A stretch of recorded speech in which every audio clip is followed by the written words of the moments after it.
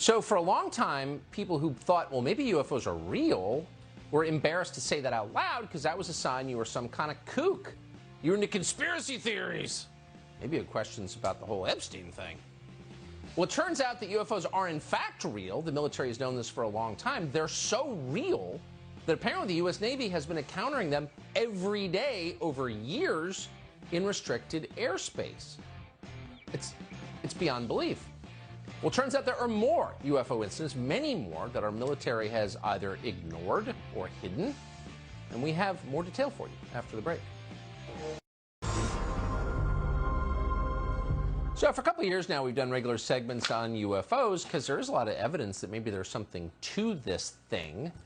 And then in the space of the last month or two, we've been drowned with evidence. By the way, on Sunday, we learned, no big deal, that UFOs have been flying into restricted airspace off the coast of Virginia every day for years. We learned this Sunday night on 60 Minutes. One former Navy commander, David Fravor, said he witnessed a UFO flying over the Pacific Ocean in November of 2004. So we talked to David Fravor last night, and he told us something that was fascinating that we didn't know. So this happens. He sees a UFO very clearly while flying a military jet in 2004, but the military doesn't save the tape of the incident or any of the data on the ship. Why wouldn't you? It's clearly a security risk, but you ignore it? How many other UFOs have been ignored by the U.S. military? How many others have been hidden?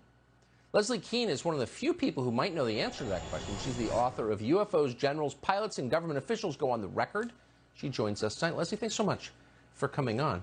Hi, Tucker. It's great to be with you This is baffling tonight. on a... Oh, well, I'm so glad that you're here. It's baffling on a bunch of different levels, but the most basic is this has happened a lot, not just a few times, but according to 60 Minutes on Sunday, every day for years. What has the military's response to this been? It is amazing, and I didn't even know till last night that some of the data had been confiscated, or at least we don't know where it is. I mean, the military response so far has been a lot better than it used to be, Tucker. I've been covering this story for 20 years, and you know that we're in a real sea change right now, where the military is acknowledging that these things are real. Of course, we have a ways to go, but we have a report that's coming up, and I think we're really moving forward in a really good way right now. Any idea, this is kind of parenthetical, but I've been thinking about it all day, any idea why after 70 years of lying about it and covering this up, the military is dribbling out details like this? Is there some purpose? Is this part of a PR strategy of some kind, do you think? I don't look at it that way. I don't think it's any kind of orchestrated, strategic move. I just think a number of circumstances happened to precipitate this, and the most important one being that Luis Elizondo resigned from his job at the Department of Defense and revealed the fact that he had been heading up a program there for 10 years. This program that was started off in 2007, with the help of Harry Reid, and nobody knew that there was a department within the Department of Defense, or a program within the Department of Defense studying UFOs until that moment. And that was a huge revelation. There were 3 videos that were released from the program, and it was just that's been a big change. And the military has been forced to acknowledge things that they wouldn't have had to admit before that. Leaking got them moving. Lou Elizondo's on tomorrow night, by the way. I agree. I think he's a heroic figure in this story. Do you have any idea, you've covered it more than anybody, why generations of military officials felt the need to cover this up?